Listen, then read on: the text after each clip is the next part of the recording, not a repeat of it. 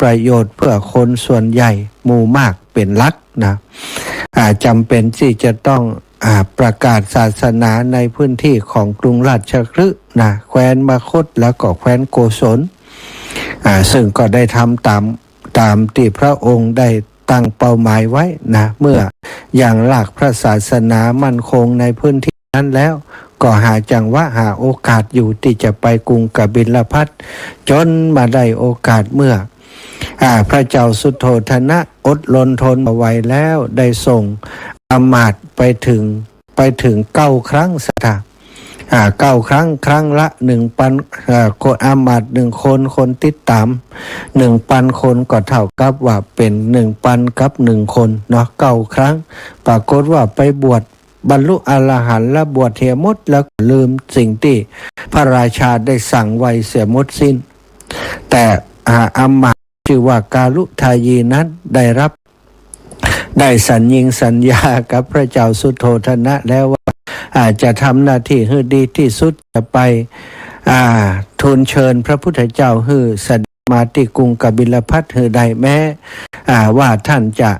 บวชแล้วหรือว่าเป็นพระอรหันต์แล้วก็ตามจะยังทำหน้าที่นั้นอยู่ปกติพระอรหันต์นี้ก็หมดสิ้นภาระทางโลกแล้วมาได้สนใจไปแล้วสตารับคำสั่งมาอย่างใดก็ลืมไปหมดแล้วเนาะคนอื่นรูปอื่นแต่ว่าท่านการุทายีบ่เป็นอย่างอันก็หาเวลาสถาบ่ได้ไปทูลนิมนต์พระพุทธเจ้าตอนที่ไปถึงเลยนะไปถึงนั้นก็ไปฟังธรรมจนบรรลุอรหันต์แล้วก็ขอบวชรอจังหวะจนที่มันปนหน้าแล้งฤดูแล้งมันผ่านไปที่อากาศมันร้อนนักมันผ่านไปแล้วฝนเริ่มจะตกแล้วก่อนเข้าพรรษาศรัทธาญาติโยมผลหมากหลากไม้พืชพันธุ์ธัญญาหารใบไม้ก็เขียวขจีมีดอกมีดวงอย่างตลอดเส้นทางท่านพระการุทายีนี้ท่านเป็นผู้ที่เรียกว่าเป็นบัณฑิตเป็นนักปราชญ์แล้วเป็นกวีโดยสถาท่านได้พรรณนาว่าขณะนี้เริ่มเข้าสู่ต้นฤดูฝนเข้าสู่ฤดูฝนแล้วต้นไม้ตั้งหลายเริ่มได้รับน้ำฝนแตกหน่อชูช่อแล้วก็บางต้นบางชนิดบางอย่างก็ออกดอกส่งกลิ่นหอมแล้วก็มีสีสันอันสวยสดงดงามอากาศก็บ่ฮ้อนบ่เย็นเกินไปบ่ร้อนเกินไปเหมาะเป็นเวลาการอันควรที่พระพุทธองค์และเหล่าพระสงฆ์สาวกจะได้เสด็จไปโปรดพระบิดาคือพระเจ้าสุโธทนะพระบิดาและพระประยุรญาติทั้งหลายเมื่อได้ทูลนิมนต์อย่างนั้นพระพุทธองค์ก็ทรงตรวจดูแล้วก็ทรงหูโดยในอยู่แล้วแหละว่าการุทายีมีความประสงค์จะนิมนต์พระองค์ไปโปรดพระประยุรญาติที่กรุงกบิลพัสดุพระองค์ได้ทรงรับนิมนต์โดยพระดำรัสว่าดีแล้วอุทายีดีแล้วเขาจะไปส่งเคราะห์พระญาติทั้งหลายจงเอาความนี้ไปบอกแก่พระอัครสาวกและภิกษุทั้งหลายว่าก็เท่ากับว่าพระการุทายีประสบความสำเร็จในการทูลนิมนต์พระพุทธเจ้าเมื่อพระการุทายีได้บอกความนี้แก่ภิกษุสงฆ์ทั้งหลายมีพระอัครสาวกเป็นประธานตั้งเหล่าพระสงฆ์สาวกทั้งหลายเมื่อทราบความก็รอวันเวลากำหนดที่จะออกเดินทางแล้วก็มาถึงเวลาที่ก่อนจะออกเดินทางนั้น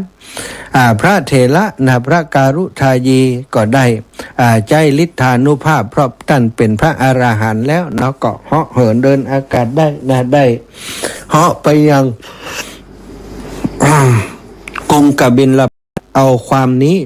ความที่พระพุทธเจ้ารับนิมนต์และจะเสด็จมากรุงกบิลพัสดุไปแจ้งแก่พระเจ้าสุโธทนะเธอได้รับทราบเมื่อพระเจ้าสุโธทนะได้รับทราบก็ดีใจเนาะดีใจดีพระทัย ดีพระทัยดีใจก็บอกให้เหล่าเสนาอมาตย์และก็เจ้าสักยะทั้งหลายให้เตรียมการรับเสด็จมีความหันฟ้องต้องกันว่า จะต้องมีวัดคือพระพุทธเจ้าและเหล่าพระสาวกได้อาศัยปฏิบัติธรรมในคณะที่เสด็จกรุงกบิลพัสเพราะว่าคงจะอยู่เป็นเวลาหลายวันหลายเดือนอยู่เนาะก็เห็นพ้องต้องกันว่าจะสร้างอารามที่พักชื่อว่านิโครธารามอันเป็นที่น่ารื่นรมจึงได้ทำการซ่อมแซมทุกอย่างในพื้นที่แห่งนั้นตลอดถึงต้นไม้อย่างต่างๆที่มันจะหักจะกูดจะพัวก็ได้จัดการดูแลได้ปลูกต้นไม้ใหม่ทำให้มันเป็นรมณียสถานก็คือที่อันน่ารื่นรมสำหรับพระพุทธเจ้าและเหล่าพระสงฆ์สาวกทั้งหลายถ้าเมื่อทุกอย่างเรียบร้อยแล้ววันพระพุทธเจ้าเสด็จวันที่พระพุทธองค์เสด็จก็เสด็จไปพร้อมกับภิกษุสงฆ์ทั้งหลาย 20,000 รูปก็ถือว่ามีการเตรียมการเป็นเวลา5 ปีสถานที่จะเสด็จไปบังเกิดเมืองนอนไปอย่างยิ่งใหญ่เลยมีพระสงฆ์ตามเสด็จพระพุทธเจ้าไปถึง 20,000 รูปพระองค์เมื่อเสด็จไปถึงสถาน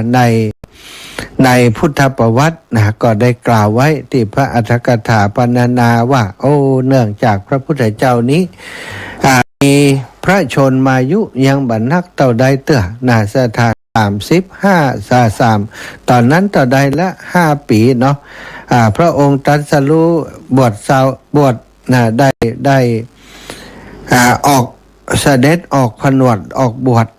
เนกขัมมะเมื่ออายุ29 ปีบำเพ็ญทุกกิริยา6 ปี6 ปีก็30แล้วก็อีก5 ปีที่เผยแผ่พระพุทธศาสนาอายุทรงมีพระชนมายุ40 พรรษา40 ปีจึงได้เสด็จไปกรุงกบิลพัสก็ถือว่ายังหนุ่มอยู่เมื่อเทียบกับพระประยุรญาติทั้งหลายซึ่งพระเจ้าพระเจ้าต่างๆนั้นอายุ6 7 80แล้วก็เป็นผู้ที่มีอายุหรือว่ามีอาวุโสกว่าพระพุทธเจ้าในต่างโลกอายุนักกว่าเมื่อแล้วก็ตลอดถึงพระประยุรญาติอื่นๆก็อายุเสมอกันก็มีอ่อนกว่าพระพุทธเจ้าก็มีเจ้าสักยะทั้งหลายที่มีอายุสูงนั้นก็ถือว่าตัวเองเป็นเจ้าลุงเจ้าป้าอายุนักกว่าบาแสดงความเคารพกว่าว่าถ้าไปเข้าเฝ้าหรือว่าไปรับเสด็จพระพุทธเจ้าไปอยู่ตรงหน้าจะต้องไหว้ต้องสาพระพุทธเจ้าก็เลยคือผู้ที่มีอายุอ่อนอายุหนุ่มนั่งอยู่ตั้งหน้าเจ้าสักยะที่อายุพรรษาหลายมีทิฏฐิมานะก็อยู่ตั้งหลังว่าเพื่อจะลบบัดต้องมาได้ไหว้ได้สาพระพุทธเจ้ามีทิฏฐิมานะอยู่ในใจหนึ่งก็อยากจะหันว่าพระพุทธเจ้าเป็นอย่างใด เป็นเจ้าสิทธัตถะแล้วมาเป็นพระพุทธเจ้าจะแตกต่างกันอย่างใดขณะที่พระองค์มีพระสงฆ์สาวกติดตามถึง20,000 รูปเจ้าสักยะทั้งหลายก็มีทิฏฐิมานะอยู่ศรัทธาญาติโยมมีทิฏฐิมานะอยู่ฉะนั้นในวันที่พระพุทธเจ้าเสด็จไปนั้นพระองค์ก็ทรงสิ่งที่จะต้องทำก่อนที่จะแสดงธรรมก็คืออย่างใดจะข่มทิฏฐิมานะของพวกเจ้าสักยะที่มากในความถือตัวคือได้มีจิตใจที่อ่อนโยนยอมรับนับถือแล้วก็ยอมที่จะฟังธรรมด้วยความเคารพศรัทธาญาติโยมพระพุทธองค์ก็ใจพุทธาภินิหารอิทธิฤทธิ์ต่างๆโดยพระองค์ได้เข้าจตุตถฌานอันเป็นบาทแห่งอภิญญาแล้วก็ได้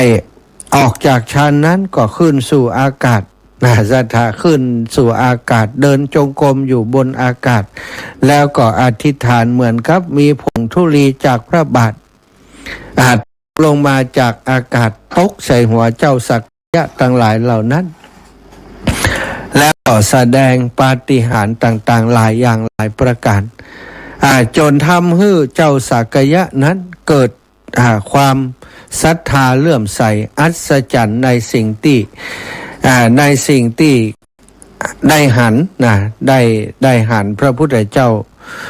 เป็นอย่างนั้นมีอิทธิปาฏิหาริย์ขนาดที่เหาะเหินเดินอากาศเดินจงกรมอยู่บนอากาศเหมือนกับเดินอยู่บนพื้นนะซึ่งบ่มีไผทำได้ใช่ไหมมีแต่พระอรหันตเจ้าพระพุทธเจ้าและพระเหล่าพระอรหันต์ทั้งหลายที่เปิ้นมีฌานอภิญญานั้นที่จะทำได้ในเมื่อเจ้าสักยะทั้งหลายได้หันอย่างนั้นก็เกิดศรัทธาเลื่อมใสเปล่งสาธุการเปล่งสาธุการจากนั้นนะศรัทธาญาติโยมพระเจ้าสุโธทนะได้หันอย่างนั้นก็เกิดอัศจรรย์ได้ตรัสว่าข้าแต่พระองค์ผู้เจริญในวันที่พระองค์ประสูติหม่อมฉันได้หันพระบาทของพระองค์ผู้ซึ่งเขานำพระองค์เข้าไปเพื่อจะไหว้กาลเทวินดาบสพระบาทนั้นกลับไปตั้งอยู่บนกระหม่อมของดาบสหม่อมฉันจึงได้ไหว้พระบาทของพระองค์นี้เป็นการไหว้ครั้งแรกของหม่อมฉันในวันวัปปะมงคลแรกนาขวัญหม่อมฉันได้หันร่มเงาต้นว้าที่พระองค์ประทับบรรทมอยู่โคนต้นนั้นประทับความจริงเปิดนั่งการคัดสมาธิเจริญนั่งสมาธิอยู่เนี่ยศรัทธาไปต้นโคนต้นไม้ก็ปรากฏว่าต้นว่านั้นบ่ได้เงาของต้นว่านั้นบ่ได้ทับเงาของพระองค์ทั้งที่เวลาตอนนั้นก็บ่ายคล้อยไปแล้วนี่พระเจ้าสุโธทนะหันอย่างอันก็ได้ทำการไหว้พระกุมารในตอนนั้นครั้งหนึ่งเป็นครั้งที่สองเป็นการไหว้ครั้งที่สองบัดนี้หม่อมฉันได้หันปาฏิหาริย์ที่บ่เคยได้หันนี้จึงได้ไหว้พระบาทของพระองค์เป็นครั้งที่สามเมื่อพระเจ้าสุโธทนะถวายบังคมแล้วบ่มีเจ้าสักยะองค์ใดสามารถยืนอยู่โดยบัดถวายบังคมพระผู้มีพระภาคเจ้าเลยศรัทธากษัตริย์ไหวแล้วทุกคนก็ต้องทำเหมือนกษัตริย์แต่ว่าไหวด้วยความเต็มอกเต็มใจได้หันอิทธิปาฏิหาริย์ที่พระพุทธองค์ทรงแสดงแล้วลำดับนั้นก็ได้เกิดผลบกคารพัดตกลงมาเป็นฝนน้ำสีแดงผู้ใดต้องการเปี้ยก็จะเปี้ยถ้าผู้ใดต้องการจะฮื้อเปี้ยก็จะบ่เปี้ยแม้แต่ยศเดียวแล้วพระองค์ก็ได้ตรัสเวสสันดรชาดกว่าเรื่องการบำเพ็ญตานบารมีของพระองค์เมื่อครั้งยังเป็นพระเวสสันดรนี่สัทธาเวสสันดรชาดกเรื่องที่เป็นนิยายในเวสสันดรชาดกก็คือ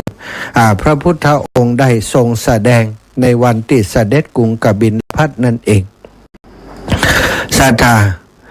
เมื่อพระพุทธองค์ทรงได้ข่มมานะทิฏฐิของเจ้าสักยะทั้งหลายเรียบร้อยแล้วได้แสดงธรรมมีเวสสันดรชาดกเป็นต้นเหล่าเจ้าสักยะทั้งหลายเมื่อได้ฟังดังนั้นบางคนก็ทรงจิตไปสู่กระแสธรรมได้บรรลุมรรคได้บรรลุโสดาปัตติมรรคได้มีดวงตาหันธรรมเป็นจำนวนนักจำนวนหลายวันรุ่งขึ้นพระพุทธเจ้าและหมู่สงฆ์ก็ได้เสด็จไปบิณฑบาตในกรุงกบิลพัสพระราชาทรงทราบว่าพระพุทธเจ้าเสด็จออกบิณฑบาตตามท้องถนนเอาญาติโยมพระเจ้าสุโธทนะมีความรู้สึกว่าจะได้ลูกเฮาเป็นลูกของกษัตริย์ทำไมต้องเที่ยวบิณฑบาตไปขอเข้าเจ้าบ้านตั้งหลายกินทำให้เฮาต้องอับอายขายหน้าว่าเจ้าสักยะเนาะเป็นกษัตริย์ป่อเป็นถึงกษัตริย์ทำไมจะบ่รักษาหน้าป่อไว้เลยไปบิณฑบาตอย่างนี้ได้อย่างไรไปขอเข้าบ้านกินตามตอกซอกซอยถนนหนทางต่างๆได้อย่างใดพระองค์ก็ได้รีบเสด็จดำเนินไปประทับยืนต่อหน้าพระพักตร์เบื้องหน้าของพระพักตร์ของพระพุทธเจ้าตรัสถามว่าเพราะอย่างลูกพระองค์จึงทำให้หม่อมฉันต้องได้อาย ได้อายถึงเพียงนี้เพื่อจะได้ก้อนเข้าทำไมพระองค์จึงคิดว่าภิกษุจำนวนเท่านี้จะบรรลัยภัตตาหารจากหม่อมฉันซึ่งเป็นกษัตริย์ของเมืองนี้เล่าทำไมต้องไปขอเจ้าบ้านเขากินอย่างนี้ดูศรัทธาญาติโยม ความคิดของพระเจ้าสุโธทนะคิดพระพุทธเจ้านั้นได้ดูแคว้นพระองค์ ว่าบ่สามารถจะเรียกพระพุทธเจ้าพร้อมกับเหล่าพระภิกษุ20,000 รูปนี้ได้จึงได้ทำการบิณฑบาตไปขอจากเจ้าบ้านพระพุทธเจ้าจึงทรงชี้แจงแสดงให้พระเจ้าสุโธทนะฟังว่าบ่ได้ต้องการจะทำให้พระองค์ได้อับอายแต่ประการใดแต่พระองค์ถึงแม้จะเป็นเชื้อพระวงศ์ก็ตามอันนั้นก็ตอนนั้นตอนที่เป็นเจ้าชายสิทธัตถะนั้นก็ถือว่าพระองค์เป็นสากยวงศ์แต่ณบัดนี้เมื่อพระองค์ตรัสรู้เป็นพระพุทธเจ้าเรียบร้อยแล้วพระองค์ก็ได้ออกจากสากยวงศ์มาเป็นที่เรียบร้อยแล้วเป็นพุทธวงศ์ถ้าเป็นวงศ์สากยะก็ถือว่าไปขออย่างนี้ก่อนนะอับอายเปิ้นแต่นี้พระองค์เป็นพุทธวงศ์ของพระพุทธเจ้าทั้งหลายแล้วก็พระพุทธเจ้าทั้งหลายนั้นล้วนยังชีพหรือว่าเลี้ยงชีพโดยการบิณฑบาตจากเจ้าบ้านเป็นการอนุเคราะห์สงเคราะห์เจ้าบ้านแล้วพระองค์ก็ตรัสคาถาว่าบุคคลบ่ควรประมาทในก้อนข้าวตนพึงลุกขึ้นรับเพื่อประพฤติธรรมให้สุจริตบุคคลผู้ประพฤติธรรมเป็นปกติย่อมอยู่เป็นสุขในโลกนี้และโลกหน้าพระองค์ก็ทรงแจ้งให้กับพระเจ้าสุโธทนะได้ฟังว่าพระองค์นั้นได้ออกจากสากยวงศ์มาแล้วได้ปั่มเปงจนบรรลุมรรคผลนิพพานได้ตรัสรู้เป็นพระพุทธเจ้าวงของพระพุทธเจ้าคือวงของพระพุทธเจ้าทั้งหลายนั้นมีหน้าที่ที่จะอนุเคราะห์สงเคราะห์บรรดาศรัทธาญาติโยมปณสัตว์ทั้งหลายด้วยอาหารบิณฑบาตสถานอย่างชีพโดยการบิณฑบาตการบิณฑบาตนั้นเป็นการลดทิฏฐิของตนแล้วก็ตัวเองนั้นได้ปฏิบัติธรรม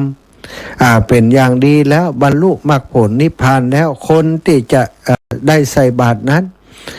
จะเกิดบุญเกิดกุศลมหาศาลกับคนที่ได้ใส่บาตรฉะนั้นพระองค์จึงทำหน้าที่ตามวงของพระพุทธเจ้าก็คือการบิณฑบาตเป็นวัดเป็นปกติเนาะสถานเมื่อพระองค์ได้แสดงอย่างนี้แล้วพระเจ้าสุโธทนะก็เข้าใจว่าว่าใจว่ามาขอเพราะบ่มีกินเพราะกลัวบ่ได้กินที่เป็นผู้ขอที่ทำหน้าที่อย่างเพราะเป็นพุทธวงศ์เพื่อต้องการลดมานะทิฏฐิของตนเองของผู้ปฏิบัติธรรมแล้วก็เพื่อจะสงเคราะห์อนุเคราะห์ศรัทธาญาติโยมเพิ่นได้บุญได้กุศลในการใส่บาตรโดยพระองค์ในเมื่อพระเจ้าสุโธทนะได้ฟังอย่างนี้แล้วได้ฟังพระคาถาที่บุคคลบ่ควรประมาทในก้อนข้าวที่ตนขึ้นลุกขึ้นรับก็คือบิณฑบาตนั่นเองแหละพึงประพฤติธรรมให้สุจริตก็ต้องประพฤติปฏิบัติตนให้เป็นผู้สุจริตทางกายทางวาจาทางใจก็คือปฏิบัติธรรม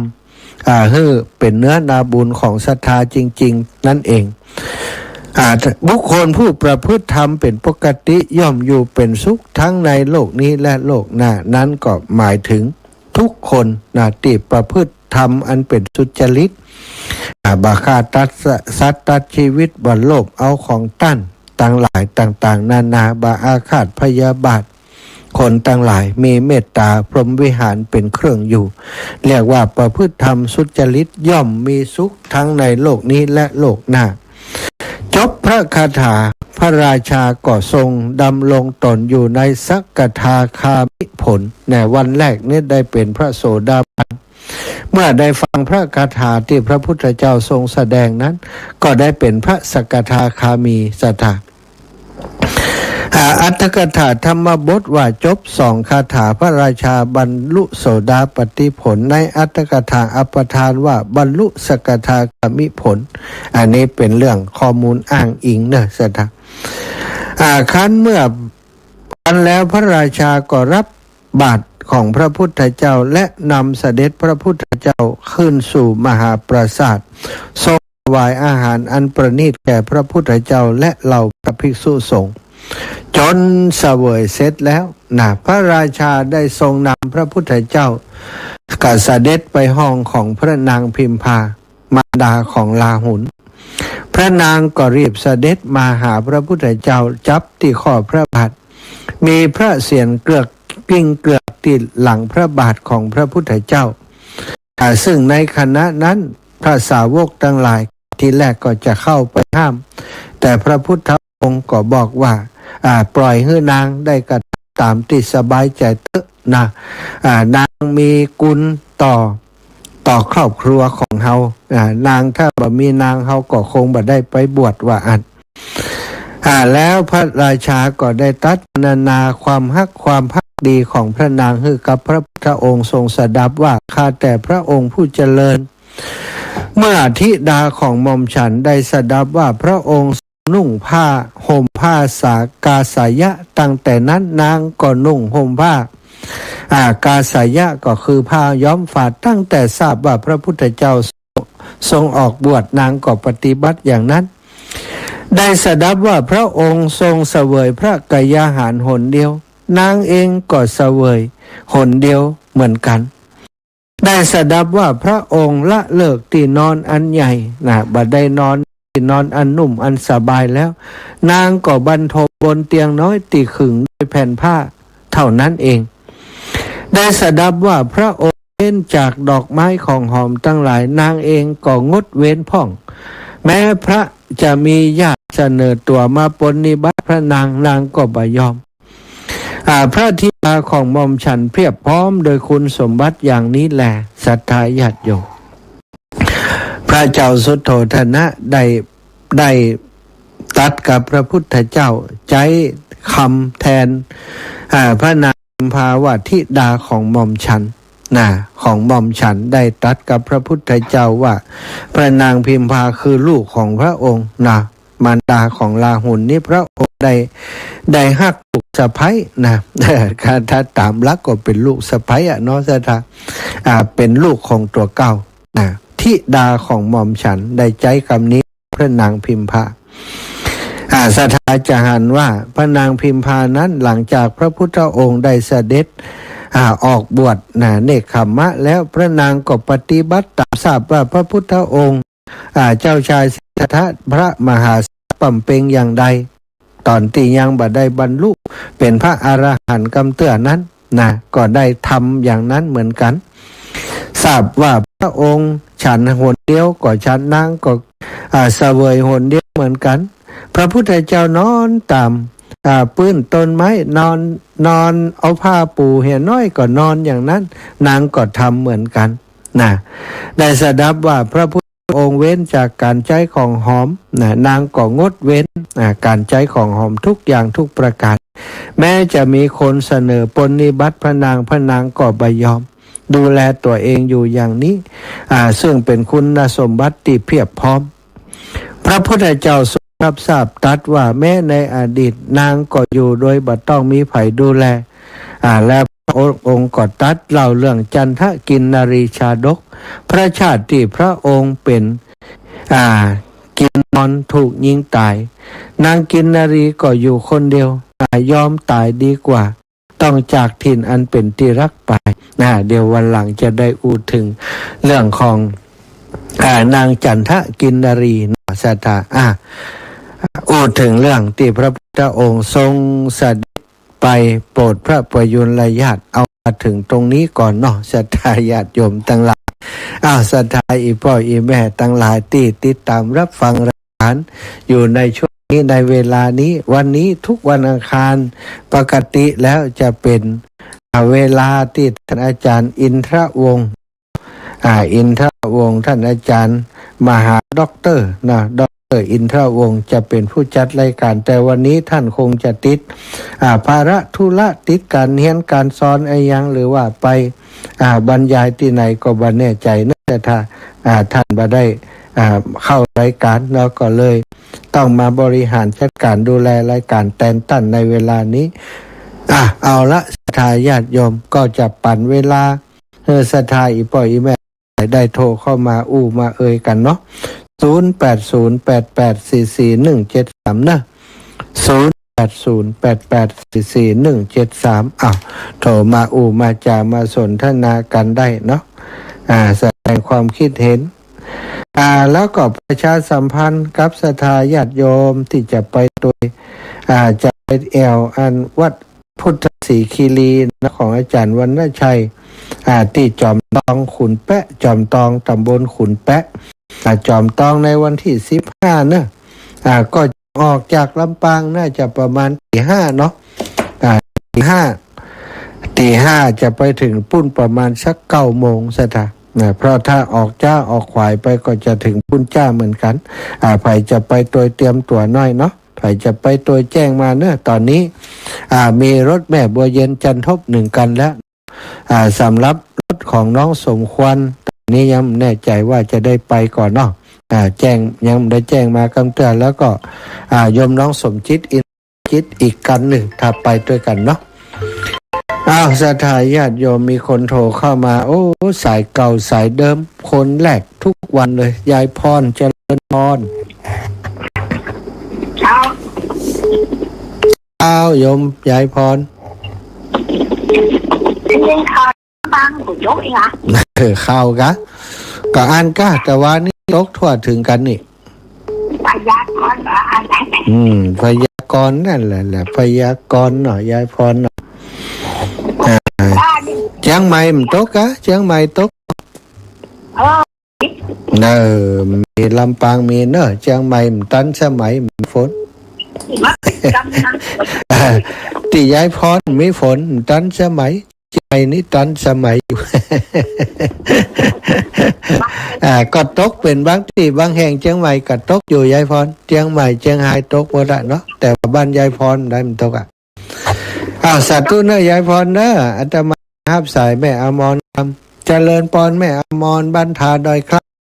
เจ้าไว้ตาเจ้าพระท่านพระหมาตกแต่ก็ฝนตะวะตกน้อยเดียววันนี้ลมมาเดี๋ยวมันมีซักฝนมาตกน้อยเดียว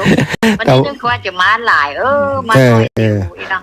วันตะคืนมาลำปางลมแห้งเจ้าบ้านเปื่อนเมืองเปื่อนเนาะเจ้าตะคืนมาติดลำปางไปหันทางอีสานไปดีอินดูเปื่อนใจหลายติดหลายจุดแม่ตั้งแถวแถวภาคกลางก็มีเนอะสุพรรณแม่นสุพรรณบุรีอย่างนั้นนะมาอันแต่ก็มาแค่ได้ธรรมชาติคิดว่ามีงานเมื่อไหร่วันที่15แม่อายุวัฒนมงคล62 ปีของท่านอาจารย์วรรณชัยอาจารย์วรรณชัยเจ้าแม่วัดพรมแม่เขาห้างที่บ้านนี่เห็นนี่ได้น่ะพวมกันเห็นมั้ยวันที่15มันตรงกันทำละเจ้าแล้วแม่ก็โจอันไปโยมหมู่เดียวกันขึ้นไปทำบุญการกฐินนะขึ้นแม่ไปยกละก็เจ้าแต่ได้ถึงขุนแปะสกรรมไปถึงวัดเปิ้นหันเห็นใช่เป็ดวัดเปิ้นม่วนบรรยากาศดีขนาดนะเจ้าอีแม่จ้าสาธุนั่นเลยนะปิกหน้ากินข้าวตอนด้วยกันเกินนี่เนาะใช่สาธุทำงานแล้วงานแล้วสบายเนาะสบายกว่านี้การต้อนนะอีแม่เจ้าว่าได้บุ้ยจะได้ถึงกันทำนั้นเนอะเจ้าอีแม่เป็นยังแล้วมีเวลาก็มาเนาะแม่เนาะเจ้าสาธุทนาด้วยกันเนาะสาธุค่ะแม่มอมอินแก้วหายไปหลายวันเนี่ยแม่มอมนี่บันได้โชว์มั้งแต่เจ้าเป็นงานวัดคุยชีเย็นวัดนั่นท่านอาจารย์วรรณชัยวรรณชัยเนาะวันที่15ไม่มีนี่เจ้าแม่ที่ไม่ได้โชว์มั้งละอันแต่บอกว่าจะโชว์ให้ท่านถ้ามาเห็นต้องนะเนี่ยผมค่อยม่วนม่วนยังโช สุขภาพกะ สุขภาพแค่นี้เจ้ามันเป็นนั่นตะคริวอ่ะมันเลยเป็นอย่างนี้มันเลยเป็นมันเดี๋ยวนี้มันอย่างมันปวดมันฮ้อนอย่างไร โอ้ยขอบคุณแมนเนอร์ดูแลตัวเองบุญรักษาแมนเนอร์ โอ้ขอท่านอยู่ดีมีสุขนะเจ้า สาธุโอ้แม่สุแก้มตันสกรรมอ้าวโทรมาใหม่แม่สุแก้มสอนศรีนุสรแม่นิเวศยำมาซักตัว0808444173อ้าวสาธุอ้าวแม่สุแก้วมาแล้ว เจ้า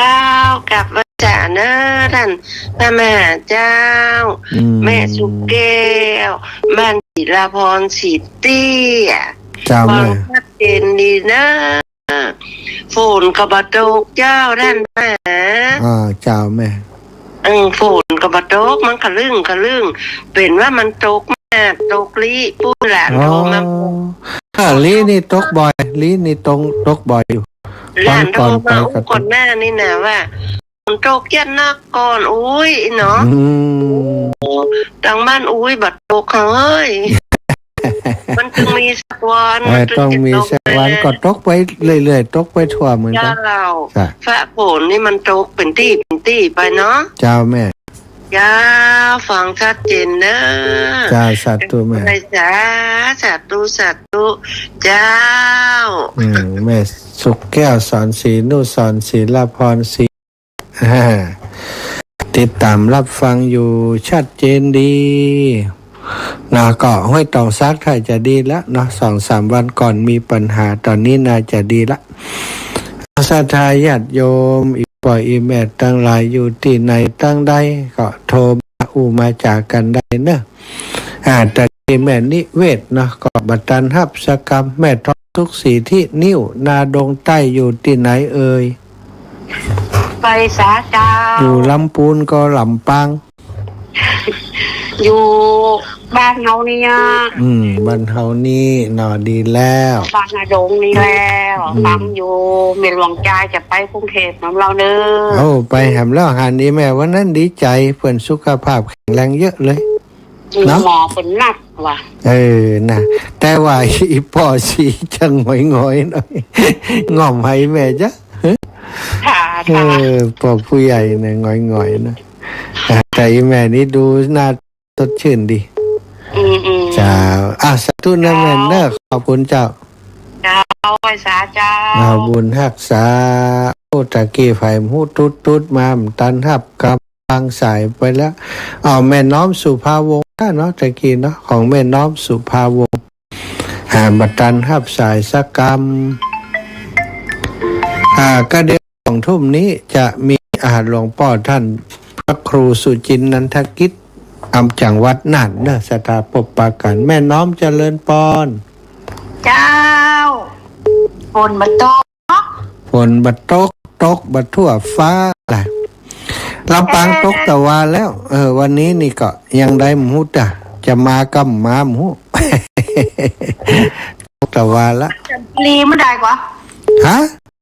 วัดสันกิรีไม่ได้ก็ วัดพุทธศรีคีรีนี่วันที่15 เดือนเนี้ยแม่ ปนอนพุทธไทยม่วนด้านลม โอ้ตั้งพุ่นเย็นอยู่นะตอนป่ายดอยพุ่นนะเย็น แต่ มี เวลาอยู่ไปนอนกันมั้ง แหละไปแหละเที่ยวนี้ทำได้นอนเที่ยวนี้นี่จะไปกับศรัทธาเพิ่นจะเอารถตู้กันไป เจ้ามาได้ไปเด้อ สาธุเจ้าแม่เจ้า เจ้า เจริญปอนแม่ย่านวลยอดคำปันตู้ลุงมาวันนี้ ตู้มาแต่ว่าแล้วเจ้า ก็เหรอ ว่าขึ้นมาทำบุญบ้านใหม่เนาะ เจ้า จะไปรวบไปฝางน้ำทุไปรวบไปหยังส่งน้ำพระธาตุข้าฝางน้ำทุอ่ะ ปางน้ำทุทัดใดฮะนะปางน้ำทุนึกออกนึกออกละไปกลางอันดอยนังเที่ยว ใจปางน้ำทุแม่อันอย่างก็แม่หลายคนรู้จักกันนะปางน้ำทุนี่ ขนาดฝางน้ำทุ แม่ชื่นใจไพ ปางน้ำทุโอ้ฟังรายการอยู่ก็ฟังหัวแม่ชื่นใจเดี๋ยวนี้เลี้ยงหลานน้อย ใครเนาะ แม่ชื่นใจไพวันอยู่เป็นปางน้ำทุน่ะเพิ่นแม่มาฮู้จักเพิ่นนะแต่ฮู้จักบางคนอยู่เจ้าแม่เจ้าสัตว์ตัวแม่เด้อฝนตกก็ตกแต่ว่าวันนี้ยังตกแต่แม่นี่ตกกลางคืนเจ้าจะเหมือนกันเป็นขันคืนตะวันจะได้ปลูกครัวสวนจ้าดีละเจ้าศรัทธาญาติโยมติดตามรับฟังรายการไฟท่มก็ขอสัมมาอภัย เดี๋ยวชั่วโมงต่อไป20 นาฬิกานี้จะเป็นธรรมะจากเมืองน่านเนอะธรรมะครับสมุนไพรจากเมืองน่านหลวงพ่อพระครูสุจินนันทกิจศรัทธาพี่น้องทกหัวช้างหัวทุ่งบ้านหนองห้าติถามมาจะไปกอวันพุกวันพรุ่งนี้เจอกันเนอะพี่น้องทกหัวช้างหนองห้าบ้านทุ่งนี้ถนนสร้างเสร็จเถอะ บุญรักษาเทวดาคุ้มครองทุกคนทุกท่านจัตตารโอธรรมาวะติอายุวันโนสุขังพระลัง